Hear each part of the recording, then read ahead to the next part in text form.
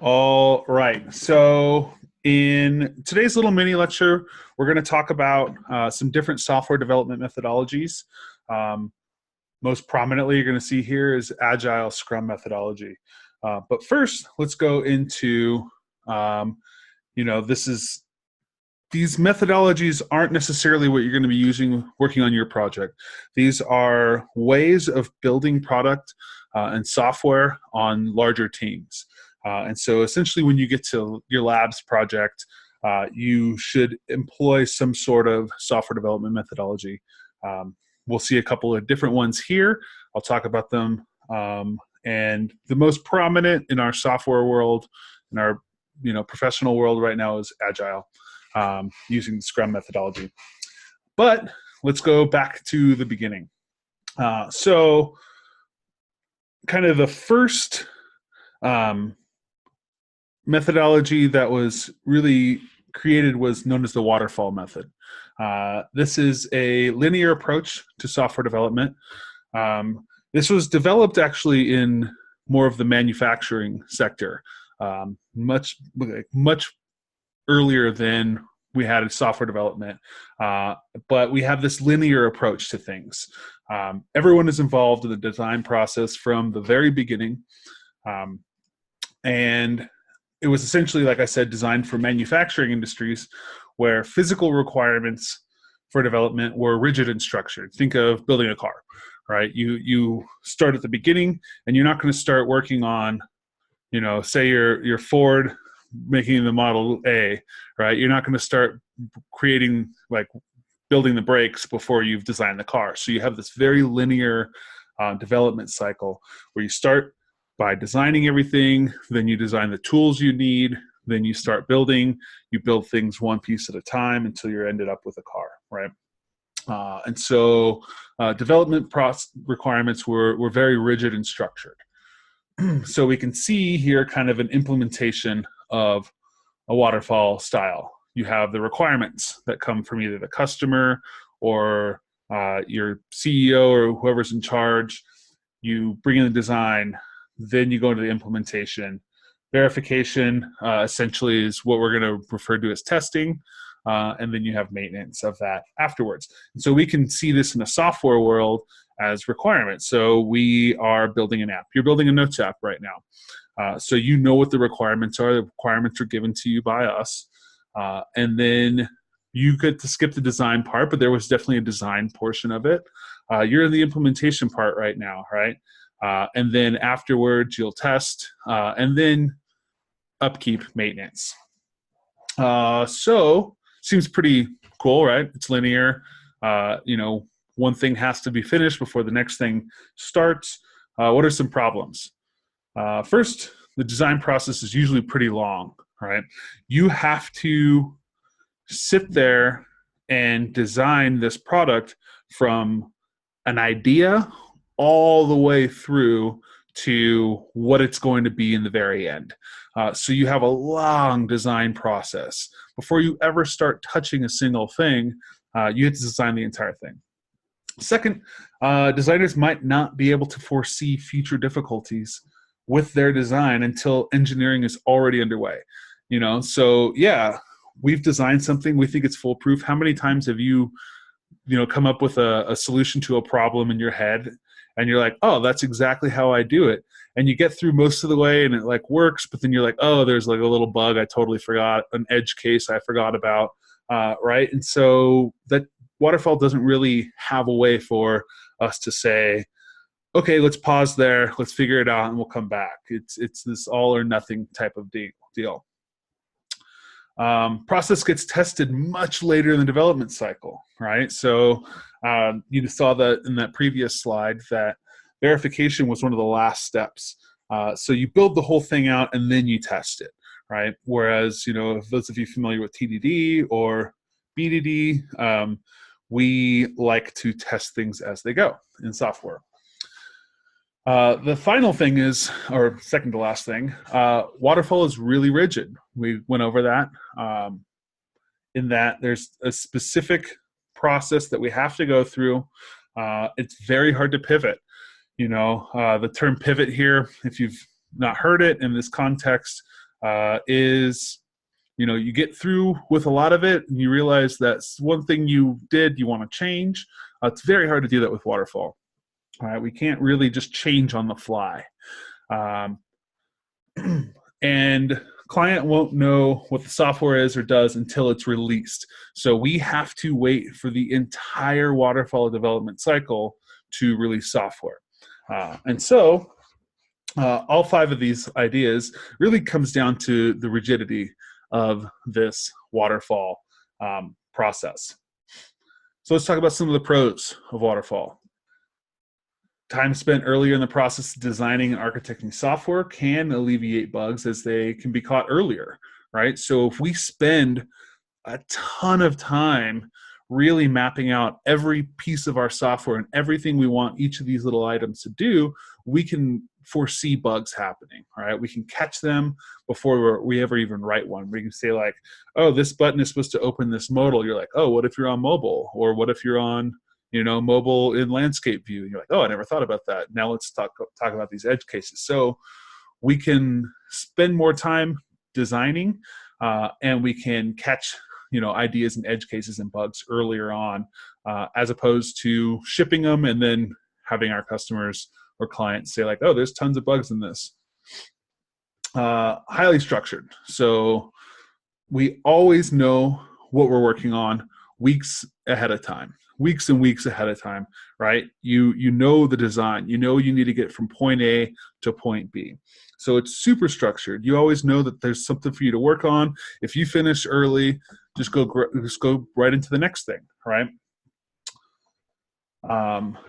When requirements and scope of a project are fixed, waterfall is clearly the right choice, the right approach, right? So we know that we want to create, let's say, a web app that writes notes, right? That allows you to write notes, to edit them, and delete them. Waterfall is a pretty good approach to this, and this is essentially the approach that we are taking right now, right?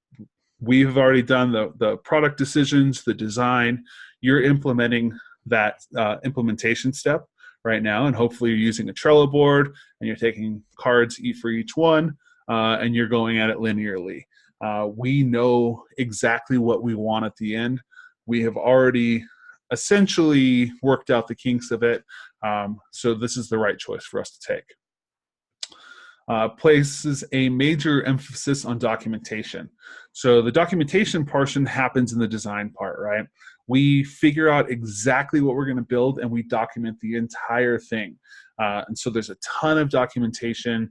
We know exactly where we are and where we're going and where we need to be, and the documentation supports that. So,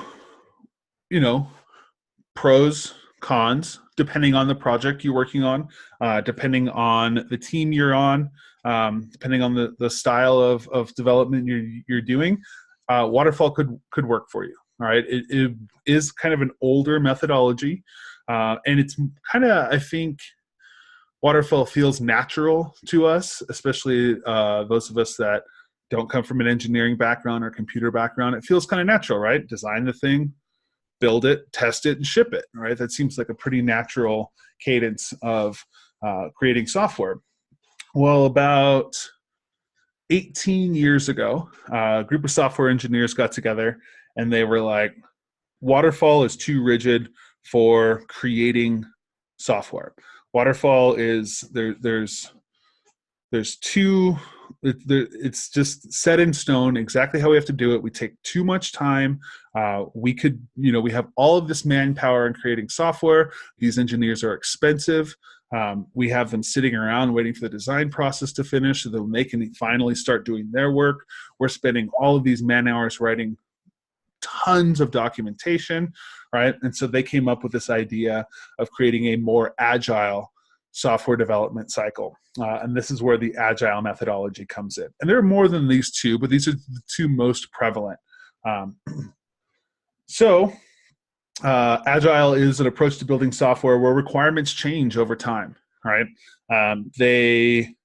We're going to, we start with one thing and we say like, let's implement this. And then, we get to a certain point and someone comes up with a really great idea. And we're like, well, we don't want to wait until we're totally done to go back and re-implement this great idea. We want to just do it now, right? And so we have this ability to be flexible and be agile, and where we can change and we can pivot throughout our entire cycle. The Agile Manifesto, as I had talked about, was this group of software engineers got together in 2001 and came up with this whole idea and wrote this manifesto out, which states individuals and interactions over processes and tools. So we want to take our individual engineers and have them work to their best, the interactions that we have with our clients and with whoever we're building the software for, versus this rigid process and the tooling. Working software over comprehensive documentation. And this is not to say that documentation doesn't have a place. It absolutely has a place in software.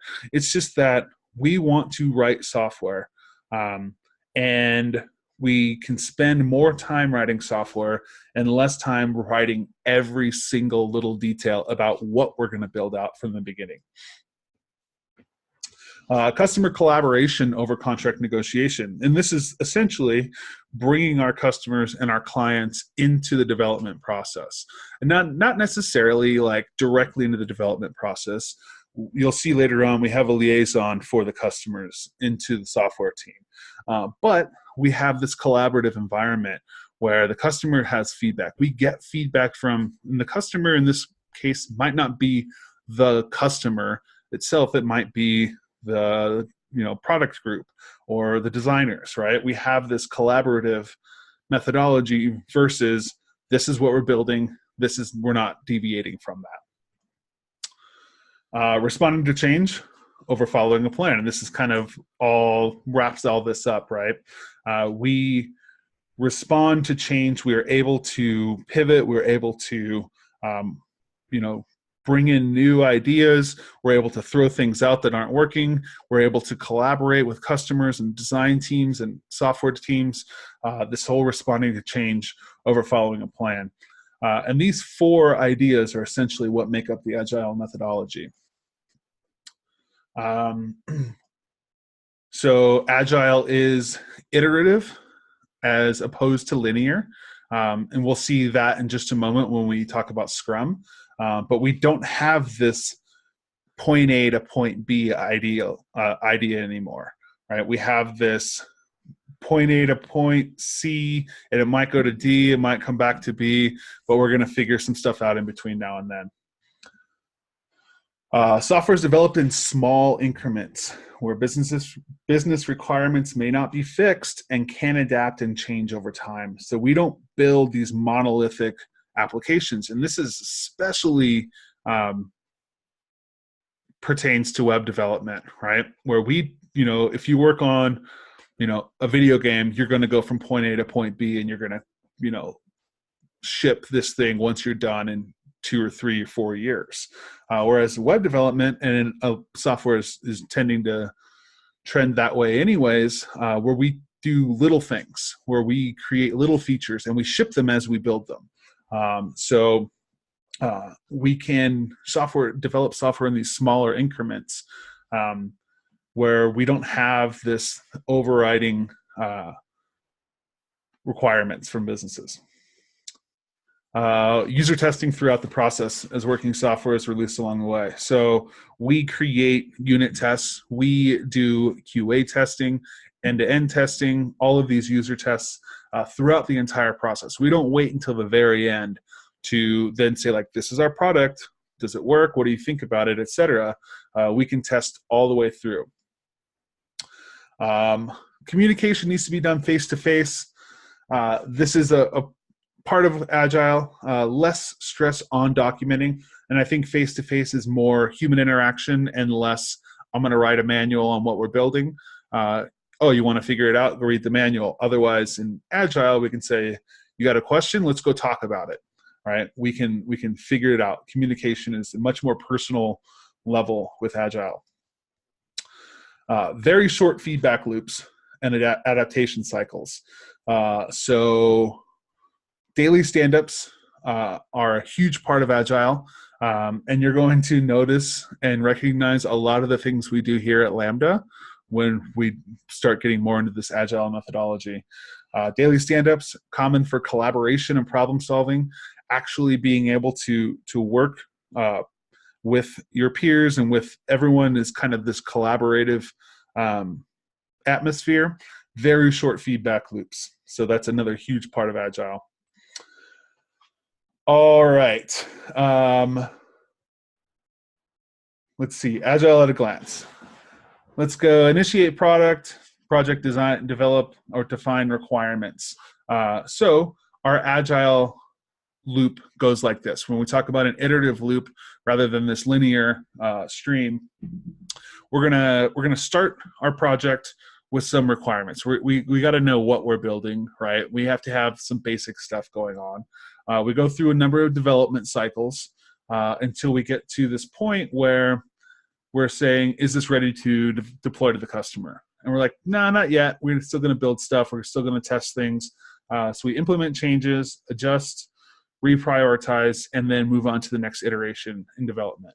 And so it keeps moving like this in this iterative atmosphere until we are ready to finally deploy to the customer. And this could be, a small feature on your larger app. And that deploy to customer means, merge it into your master branch and deploy it to your website, et cetera. And we'll go on a little more with when we talk about Scrum in just a moment on how that process really looks. So what are some problems? Large organizations they tend to have a problem with implementing effective agile. Most implement some sort of hybrid style. So really large organizations, it's difficult to do this. Agile tends to be dogmatic. And so we have as oxymoronic as it sounds, seeing something so agile, it tends to have these very strict requirements on how to be agile, right? And so it's very dogmatic. We'll talk about it in just a moment. When faced with criticism, those implementing tend to lash out. So it's this all or nothing. Agile is the one true way to develop software. Some see it as a management fad that ignores problems of getting cornered when product failures occur, right? And so they're like, oh yeah, well, it's just part of the agile system, right? Yeah, we knew that wasn't going to work. Yeah, we've been working on this one feature forever, but it's agile, right? And so it's like this management fad that just gives us an easy out for when product failures occur. And this final one is the agile can be like a teenager. And I'm going to pause here and describe what that means. So in 2011, 10 years after the original Agile Manifesto had been written, there was a meeting in Snowbird, Utah, and to kind of go over what had happened over the last 10 years, how it's working, et cetera. And one of the authors of the Agile Manifesto, Philip Crutchen, had this, where's the quote at? The actual quote. Oh no, I thought I had it.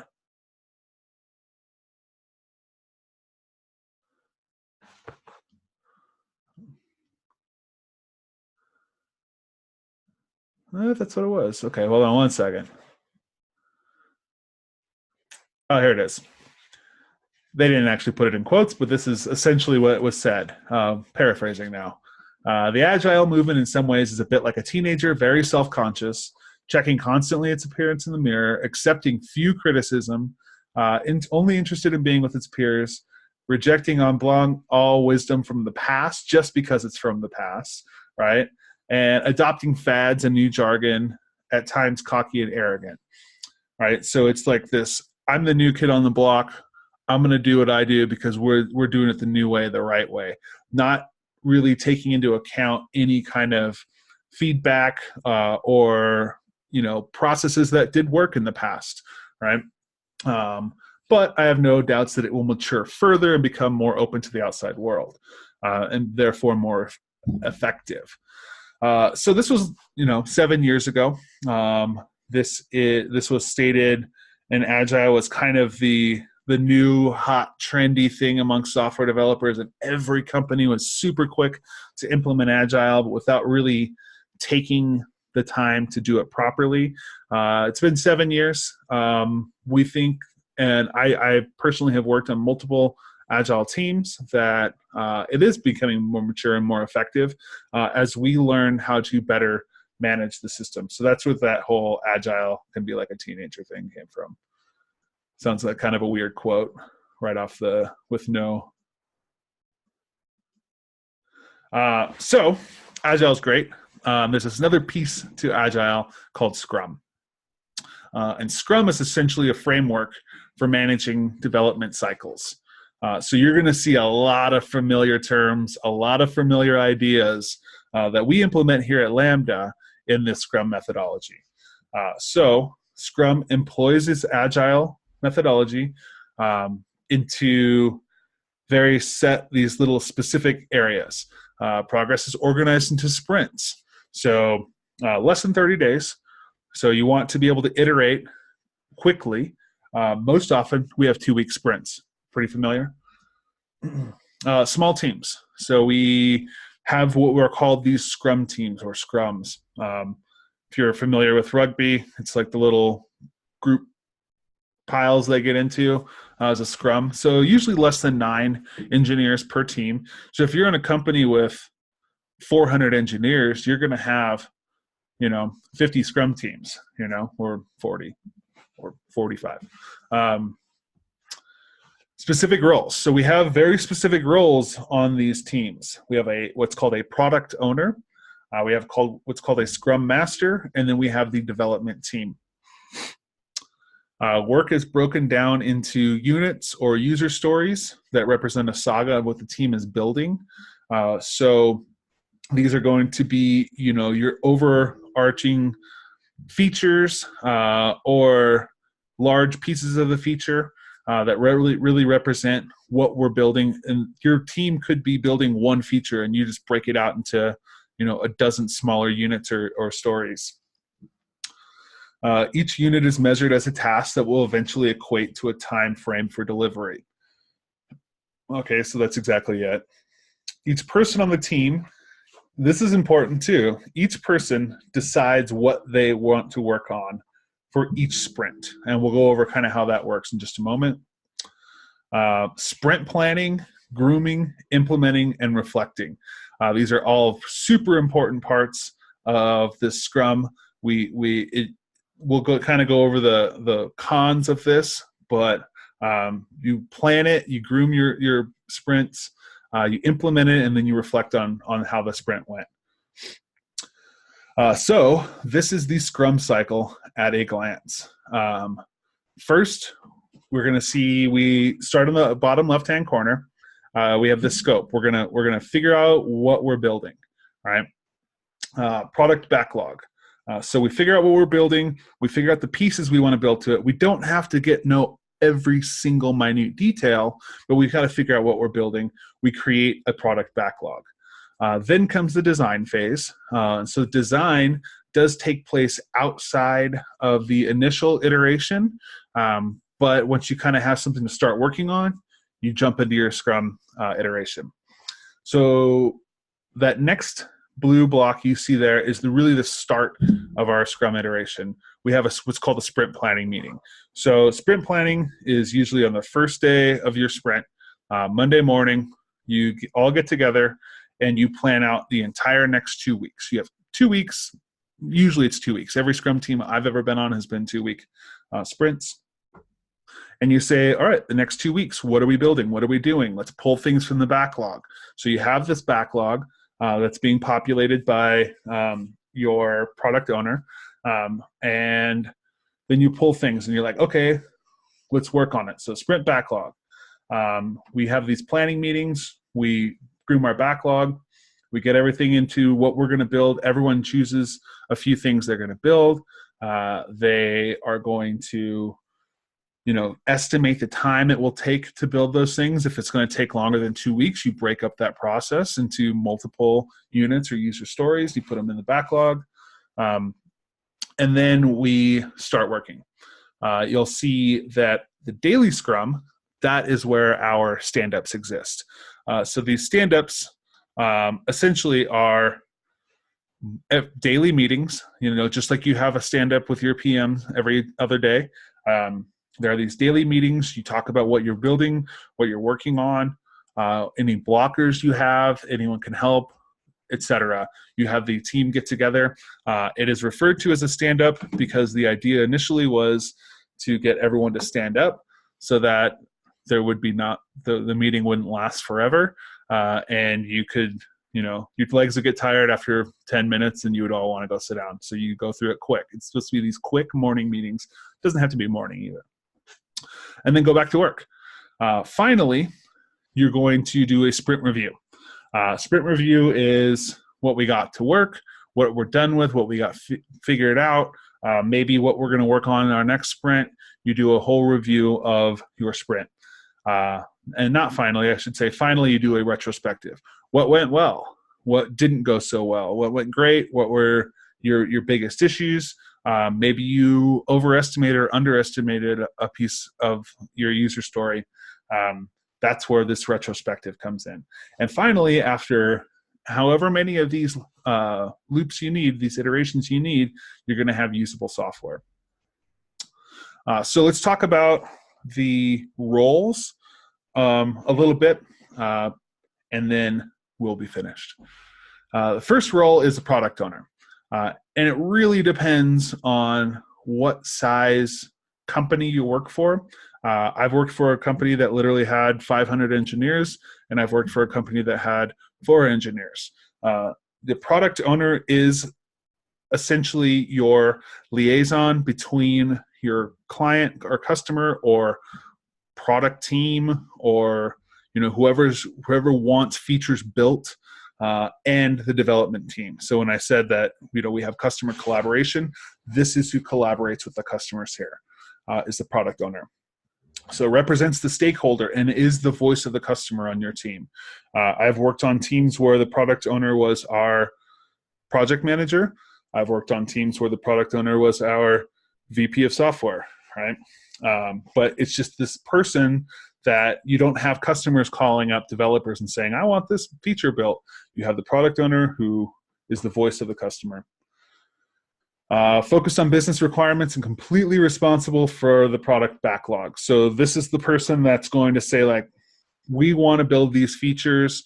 I'm going to start putting these features into the backlog. The team can take these when they get to them, right? So the product owner actually fills up the product backlog. Has a broader view of what's being built. So the product owner should have a super broad view of the entire product, whereas your team, the development team, might be focused on one small area of your software. Communication, vital role of the product owner between the stakeholders and the team. Like I said, this is the person that's going to be the voice of the customer, but this is also the person that's going to be the voice of the development team to the customer. So if that customers or your stakeholders or whoever it is are saying, I want this built, they're going to be the ones that say, we've got too much in our backlog, we're going to hold off on that. Or that doesn't really fit the scope or intention of this product, et cetera. So their communication between the teams. The rudder of the ship, steering it in one direction or another. So yeah, they're really the ones that make ultimately the product decisions for the team. The Scrum Master. So there is a person now on the Scrum team, on the development team, who is essentially the poop umbrella, where anything that goes wrong, it rains down on them. Okay. The Scrum Master acts as a buffer between the product owner and the dev team. So the product owner is going to come to the Scrum Master and say, here's the backlog, and the Scrum Master is going to be like, no way, like, we can't do this, there's too much stuff, et cetera, et cetera. You're asking for something that we don't do on this team, or it's not part of our scope of this team, et cetera. So they act as the buffer between the dev team and the product owner. So you can see the dev team is pretty insulated from the whole thing. Communicates the product work requirements to both teams and helps groom the backlog. So this is essentially when I said they work with the product owner and they groom the backlog.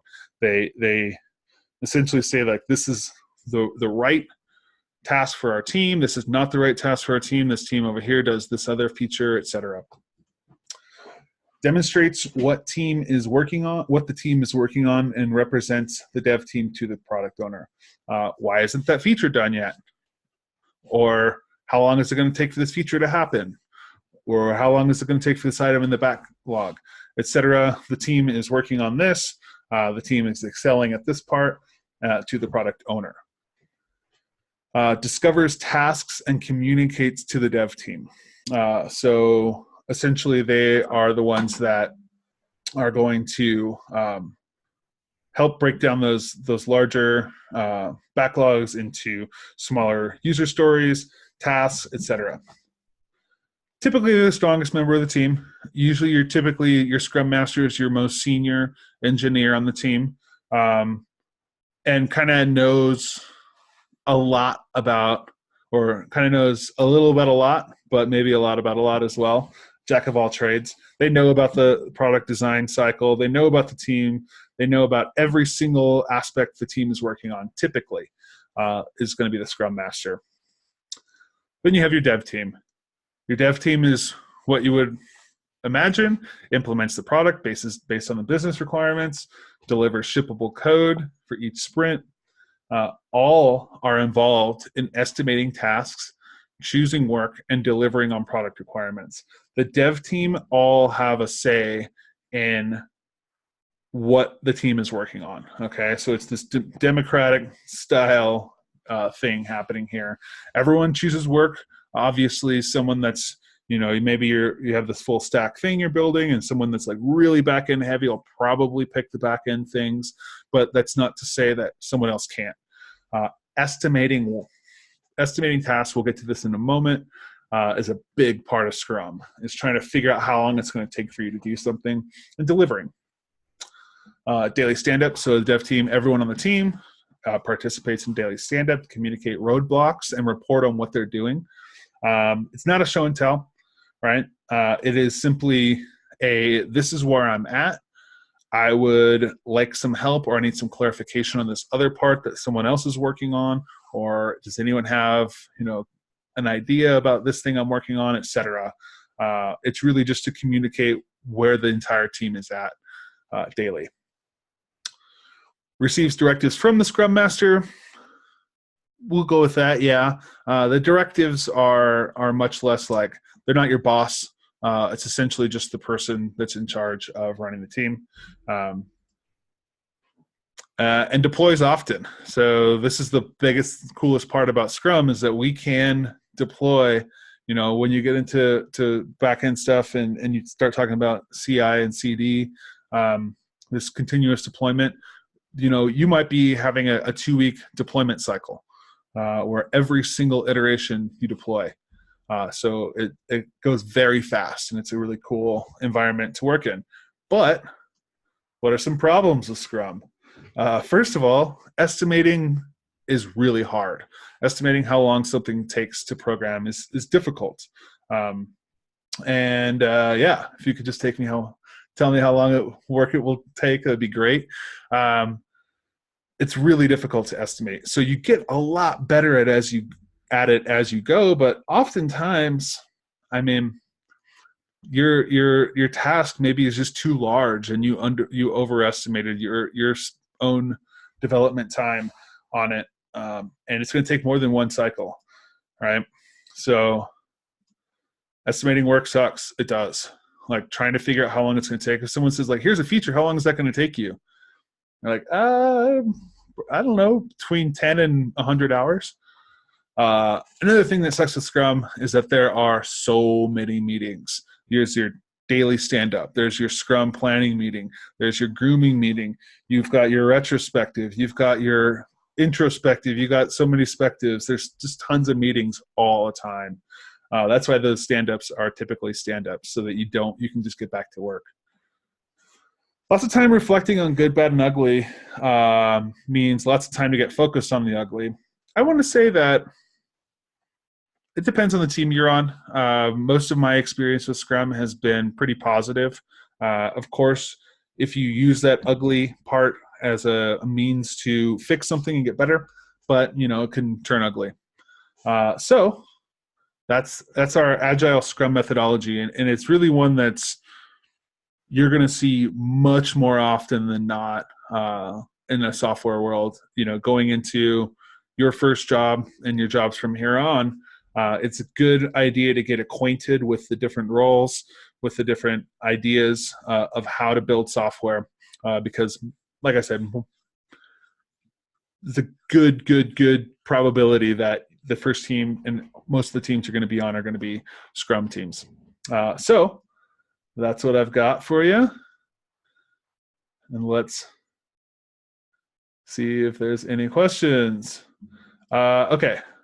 Waterfall moves very slowly. It does. It's cool. It gets you set up. You always know something to work on, but it moves really slowly. Errors are increasingly expensive to fix. Yeah, imagine if you get to the end of a waterfall cycle and you realize that you have a bug in like the core of your product. Very, very timely and expensive. Jared, yeah. Yeah, well, and so that's why Chrome is on version 70. Yeah, that's definitely a big reason. They've taken this agile methodology. I'm not sure if Google works with agile. I'm sure they do. But it's this quick iterative process. It's this ship it and flip it and keep doing it over and over and over again. You got a bug? Cool. We'll just fix it in our next release, rather than, oh my gosh, we have to work on this patch right now and ship it out, and we don't know. We got to stop everything. Okay, we'll figure out the bug for next release. That'd be cool, Ryan. That'd be awesome to find out what kind of thing. I'm sure it's agile, but Google probably has their own internal software development methodology that they don't want to share with anyone. Cool. Levi. So the first Scrum team I was on had a Scrum Master. Our project manager was our PO. We had 4 or 5 developers, and we had a QA tester on every single team. Yep. I'm not 100% sure what a business analyst is or what they do.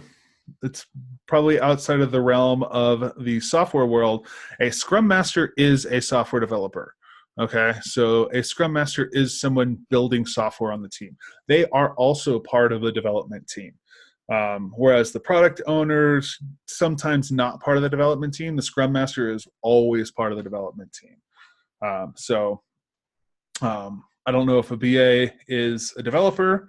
It's a possibility, but I don't know what it is. Any other questions right now?